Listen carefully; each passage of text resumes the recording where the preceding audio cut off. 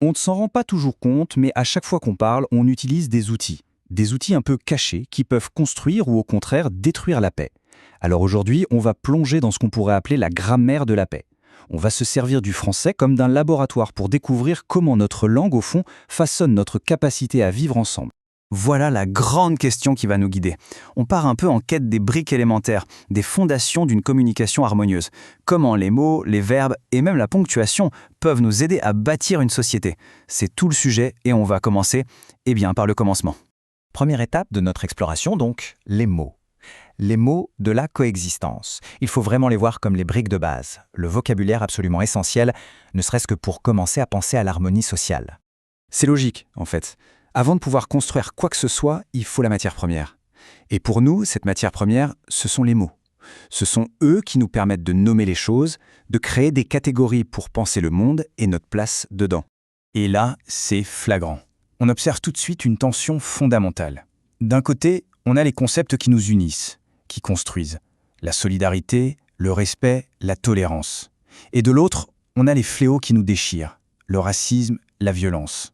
La langue, ici, elle ne fait pas que nommer ces idées. Non, elle les organise, elle les met face à face, comme deux véritables forces opposées. Bon, maintenant qu'on a les mots, passons à l'action. Le dialogue. Parce qu'avoir les bons mots, ça ne suffit pas, on est bien d'accord. Pour qu'une vraie conversation puisse avoir lieu, il faut un cadre. On pourrait dire des règles du jeu.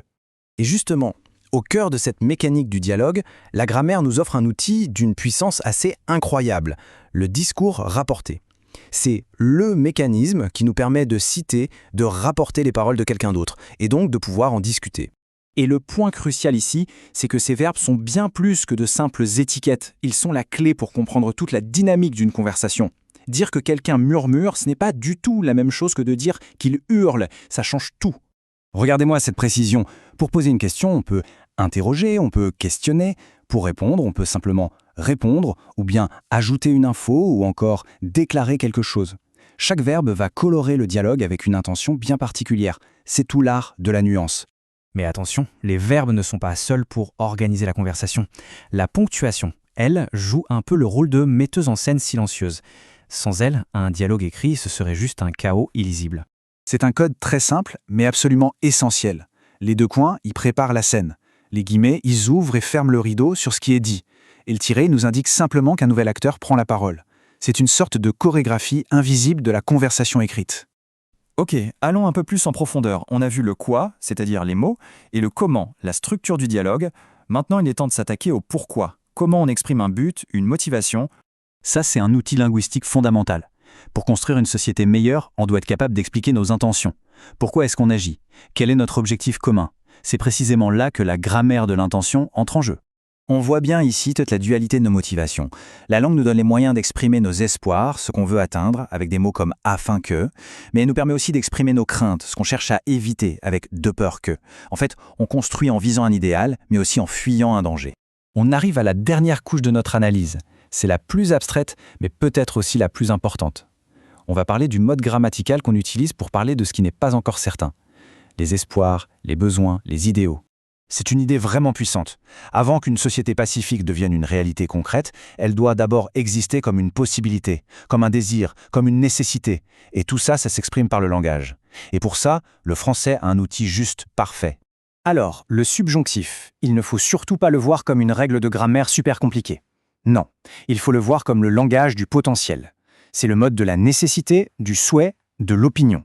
En gros, c'est le mode qui nous permet de dire « il faut que » ou « je souhaite que ». Cet exemple est parfait pour illustrer ça.